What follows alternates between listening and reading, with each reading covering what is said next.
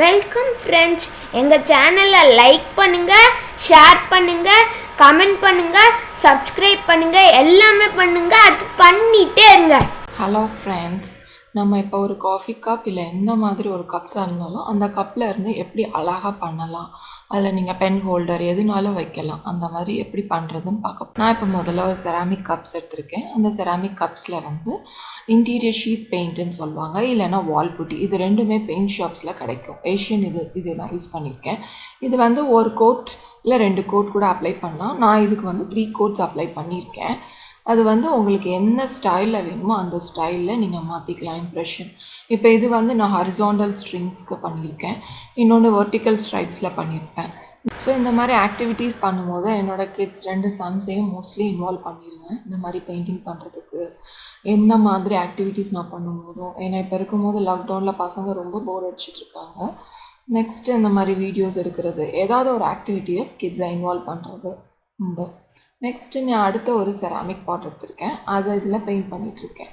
இது வந்து என்னோடய இம்ப்ரெஷன் வந்து நான் என் பக்கத்தில் இருக்கிற கார்டனிங் டூல் ஒன்று இருந்துச்சு, அதை வச்சு நான் இம்ப்ரெஷன் மேக் ஓவர் பண்ணியிருக்கேன்.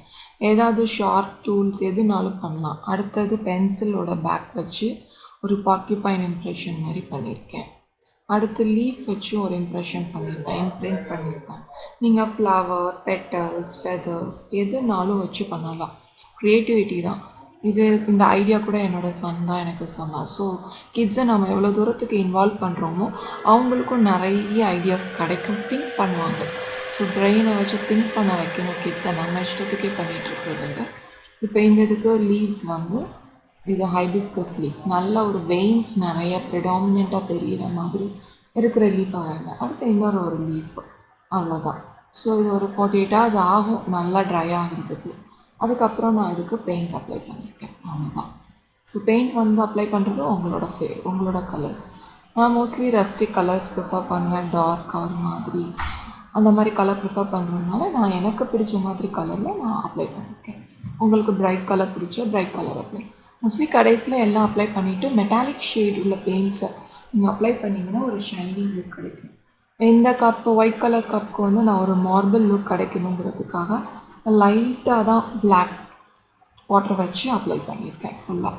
ஸோ இதில் நான் வந்து இதெல்லாம் ஃபினிஷ் பண்ணிவிட்டு நான் வந்து பிளான்ஸ் எனக்கு ரொம்ப பிடிக்கும், அதனால நான் பிளான்ஸ் தான் வச்சுருக்கேன். இப்போ உங்களுக்கு ஸ்டடி டேபிளில் வந்து பென் ஹோல்டராக யூஸ் பண்ணலாம், இல்லைன்னா ஒரு ஸ்பூன் ஹோல்டராக யூஸ் பண்ணலாம் கிச்சனில், அந்த மாதிரி எதுனாலும் நீங்கள் யூஸ் பண்ணிக்கலாம். ஆக்சுவலி இந்த இது வந்து ஒரு பழைய உப்பு ஜாடி அம்மாவோடது, அதுதான் நான் வந்து இப்படி மாடிஃபை பண்ணி பிளான்ஸ் வைக்கிறதுக்காக அது பண்ணேன். ஸோ இது வந்து லைட் ப்ளூ கலர் கொடுத்து ஒரு சைட் டார்க் ப்ளூ பிளாக் 2 பெயிண்ட்டும் மிக்ஸ் பண்ணியிருக்கேன். ஒரு இதில் லைட்டாக தான், இதுக்கு மேலே க்ரே கலர். ஸோ இப்படி 3-4 வெரைட்டிஸில் பண்ணியிருக்கேன்.